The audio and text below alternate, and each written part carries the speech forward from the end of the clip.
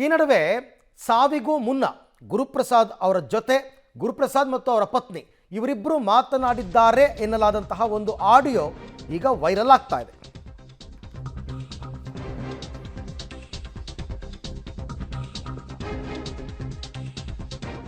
ಸಾವಿಗೂ ಮುನ್ನ ಪತ್ನಿ ಜೊತೆ ಮಾತನಾಡಿದ್ದಾರೆ ಎನ್ನಲಾದಂತಹ ಒಂದು ಆಡಿಯೋ, ಗುರುಪ್ರಸಾದ್ ಆಡಿಯೋವನ್ನು ರಿಲೀಸ್ ಮಾಡಿದ್ದಾರೆ ಅವರ ಆಪ್ತ ಬಳಗ.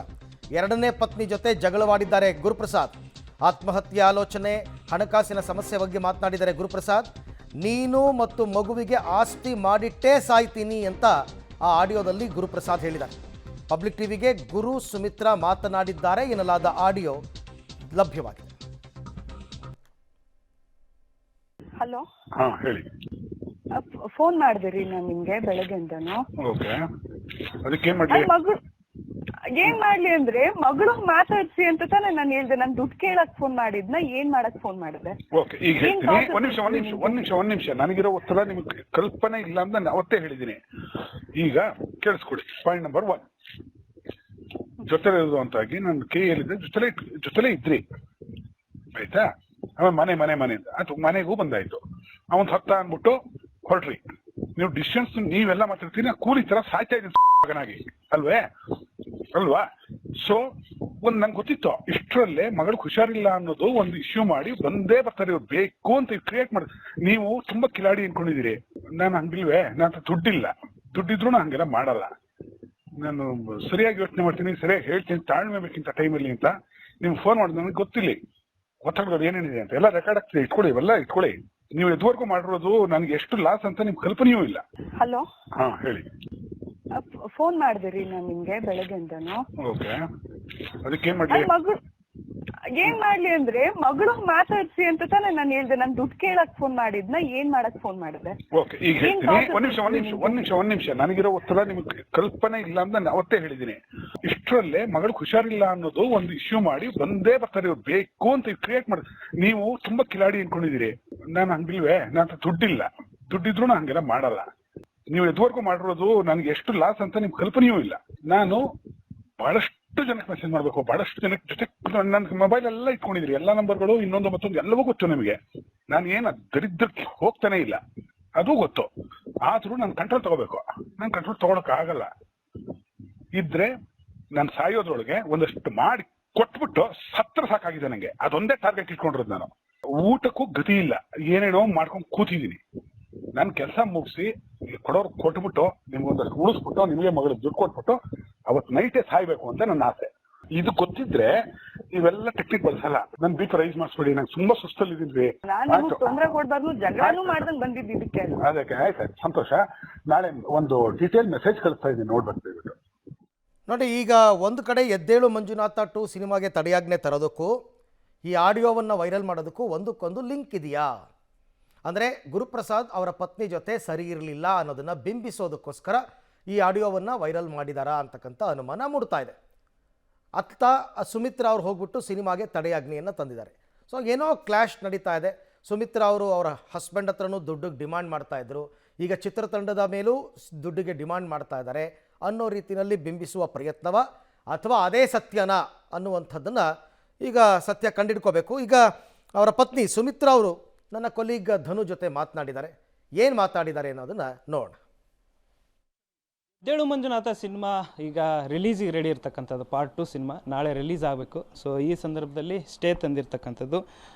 ಗುರುಪ್ರಸಾದ್ ಅವರ ಪತ್ನಿ ಸುಮಿತ್ರಾ ಅವ್ರು ನಮ್ಮ ಜೊತೆಗಿದ್ದಾರೆ. ಸೊ ನಾಳೆ ಸಿನಿಮಾ ರಿಲೀಸ್ ಇತ್ತು, ಈ ಸಂದರ್ಭದಲ್ಲಿ ಸ್ಟೇ ತಂದಿದ್ದೀರಾ, ಏನು ಕಾರಣ, ಏನು ಇದಕ್ಕೆ ರೀಸನ್? ಸರ್, ಅಂದರೆ ಸಿನಿಮಾಗೆ ಸಂಬಂಧಪಟ್ಟಂಥ ಕೆಲವು ವ್ಯಕ್ತಿಗಳಿಂದ ಮೋಸ ಆಗಿದ್ದಕ್ಕೆ ನಾನು ಕೋರ್ಟಿಗೆ ಹೋಗಿ ಸ್ಟೇ ಆರ್ಡ್ರ್ ತರಬೇಕಾಗಿ ಬಂತು.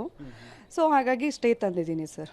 ಅದೇ ದುಡ್ಡಿನ ವಿಚಾರಕ್ಕೆ ಬಂದಾಗ ಈ ಮೊದಲು ಅವರು ಅಂದರೆ ಅವರ ಗುರುಪ್ರಸಾದ್ ಅವ್ರ ಜೊತೆಗೂ ಕೂಡ ಒಂದಿಷ್ಟು ಮಾತಿನ ಚಕಮಕಿ ಆಗಿತ್ತು. ಆಡಿಯೋ ಕೂಡ ಅದನ್ನು ವೈರಲ್ ಮಾಡಿರ್ತಕ್ಕಂಥದ್ದು ನಿಮ್ಮ ಮತ್ತು ಗುರುಪ್ರಸಾದ್ ಅವ್ರ ನಡುವೆ. ಸರ್, ಅದು ಆಡಿಯೋ ಏನೋ ಮಾಡ್ತಿದ್ದಾರೆ, ಅದು ನಿಜವಾಗ್ಲೂ ಇದು ನೀಚರು ಮಾಡೋ ಕೆಲಸ ಸರ್. ಈಗ ನಾನು ಯಾರು ಈ ಆಡಿಯೋನ ವೈರಲ್ ಮಾಡ್ತಿದ್ದಾರೆ ಅವರು ನನಗೆ ನನ್ನ ಯಜಮಾನ್ರಿಗೆ ಗುರುಪ್ರಸಾದ್ ಅವರಿಗೆ ಚಿಕ್ಕಪ್ಪ ಆಗ್ತಾರೆ. ಇಬ್ರು 2 ವರ್ಷನೋ 6 ತಿಂಗಳು ಡಿಫ್ರೆನ್ಸ್ ಇದೆ. ನಾನು ನಮ್ಮ ಮಗು ತುಂಬಾ ಹುಷಾರಿರಲ್ಲ ಸರ್, ಅಡ್ಮಿಟ್ ಮಾಡಿರ್ತೀನಿ. ಅದು ಜುಲೈ 20ನೇ ತಾರೀಕು ಅಡ್ಮಿಟ್ ಮಾಡಿದ್ದೀನಿ ವಿತ್ ಫೋಟೋಸ್ನ. ನನ್ನ ಯಜಮಾನ್ರು ಇಬ್ರದ್ದು ವಾಟ್ಸಪ್ ಸ್ಟೇಟಸ್ ಇದೆ, ಅದನ್ನ ಮಗುಗೆ ಫೋಟೋಸ್ ಹಿಂಗೆ ಅಡ್ಮಿಟ್ ಮಾಡಿದ್ದೀನಿ. ಇವರು ಸಿನಿಮಾ ಅಂದ್ರೇನೆ ನಮ್ಮ ಯಜಮಾನ್ರಿಗೆ ಪ್ರಾಣ ಸರ್.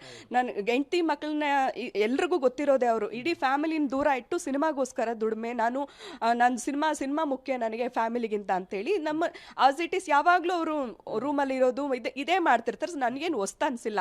ಆಸ್ ಇಟ್ ಇಸ್ ನಮ್ಮ ಗಂಡ ಹೆಂಡತಿ ಮಧ್ಯೆ ಯಾರು ಸರ್ ವಿರಸ ಇರಲ್ಲ.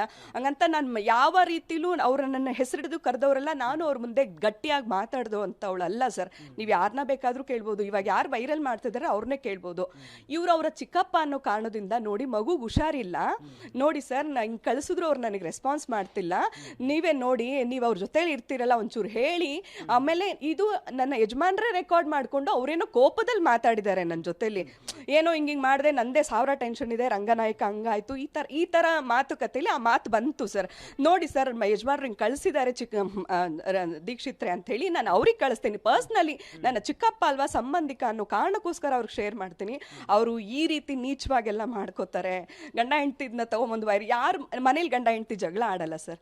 ಅದು ಯಾವತ್ತೋ ಆಗಿದ್ದು, ಜುಲೈಯಲ್ಲಿ ಆಗಿದ್ದನ್ನ ಇವಾಗ ತಗೊಂಬಂದು ಎಲ್ಲರೂ, ನಾನು ಸ್ಟೇ ಆರ್ಡರ್ ತೊಗೊಂಡು ಬಂದೆ.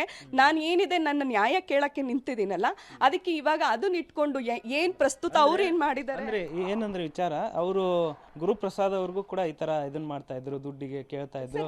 ಆ ಒಂದು ವಿಚಾರಕ್ಕೆ ಈ ತರ ಎಲ್ಲ ಅವರು ಒಂದಿಷ್ಟು, ನೀವು ಸಾಯೋ ಮುಂಚೆ ನಿಮ್ಗೆ ಏನಾದ್ರೂ ಮಾಡಿಟ್ಟು ಸಾಯ್ತೀನಿ ಅನ್ನೋ ಒಂದಿಷ್ಟು ಮಾತುಗಳಿದೆ. ಸೊ ಆ ಥರ ಎಲ್ಲ ಹೇಳಿದ್ರು. ನಾನು ಹತ್ತಿರದಿಂದ ಕಂಡಿದ್ದೀನಿ ಗುರುಪ್ರಸಾದ್ ಅವ್ರನ್ನ, ಯಾಕಂದ್ರೆ ನಮ್ಮ ದೂರದ ಸಂಬಂಧಿ ಅಂತಾನೆ ಹೇಳಿದ್ರು. ಸೊ ಅದಕ್ಕೋಸ್ಕರ ನೋಡಿ ಸರ್, ಅವ್ರ ಬಗ್ಗೆನೆ, ದೀಕ್ಷಿತ್ರ ಬಗ್ಗೆನೆ ಸುಮಾರು ಅವ್ರನ್ನೇ ಹತ್ರದಲ್ಲಿ ಇಟ್ಕೊಂಡಿರ್ಲಿಲ್ಲ, ಅವ್ರನ್ನೇ ದೂರ ಇಟ್ಟಿದ್ರು. ಆಕ್ಚುಲ್ ಆಗಿ ಇವರಿಬ್ರು ಮಧ್ಯೆ ತುಂಬಾ ಗಿಜಿ ನಡೀತು. ಇತ್ತೀಚೆಗೆ ಇವರೇ ಮತ್ತೆ ಹೋಗಿ ಅವ್ರನ್ನ ಫೋರ್ಸಬಲಿ, ದೀಕ್ಷಿತ್ರದ್ದು ಎಲ್ರು ಫೋರ್ಸ್ ಮಾಡಿ ಕರ್ಕೊಂಬರೋದೇ ಅವ್ರದ್ದು ಚಾಳಿ ಫಸ್ಟ್ ಆಫ್ ಆಲ್. ಸೊ ಈ ತರ ಎಲ್ಲ ಮಾಡಿ ಅವ್ರನ್ನೇ ದೂರ ಇಟ್ಟಿದ್ರು ಫಸ್ಟ್ ಆಫ್ ಆಲ್. ಮತ್ತೆ ಅದೆಲ್ಲೋ 1 ತಿಂಗಳಲ್ಲಿ ಹತ್ರ ಆದ್ರು ಅಂದಾಗ ನಾನು ಅವ್ರಿಗೆ ಈ ಆಡಿಯೋ ಕಳಿಸ್ತೀನಿ. ಬಟ್ ಎಲ್ಲ ನಡೆದಿದೆ ಇವಾಗ. ಅವರವರ ಸಂಬಂಧಿಕರೇ, ಪ್ರೊಡ್ಯೂಸರು ಸಂಬಂಧಿಕರು ಗುರುಪ್ರಸಾದ್ ಅವ್ರಿಗೆ. ಸೊ ದುಡ್ಡಿನ ವಿಚಾರಕ್ಕೆ ಸಂಬಂಧಪಟ್ಟಂತೆ ಈಗ ಇಷ್ಟೆಲ್ಲ ಆಗಿದೆ. ಸದ್ಯಕ್ಕಂತೂ ಈಗ ನಾಳೆ ಸಿನಿಮಾ ರಿಲೀಸ್ ಆಗುತ್ತಾ ಇಲ್ವಾ, ಇವತ್ತೇನಾದರೂ ಕೋರ್ಟ್ ಅದಕ್ಕೆ ಸ್ಟೇ ವೆಕೇಟ್ ಮಾಡಿದ್ರೆ ನಾಳೆ ರಿಲೀಸ್ ಆಗುತ್ತೆ, ಇಲ್ಲ ಅಂದರೆ ಈ ಹಗ್ಗ ಜಗ್ಗಾಟ ಇನ್ನಷ್ಟು ದಿನ ಮುಂದುವರಿಯುತ್ತೆ.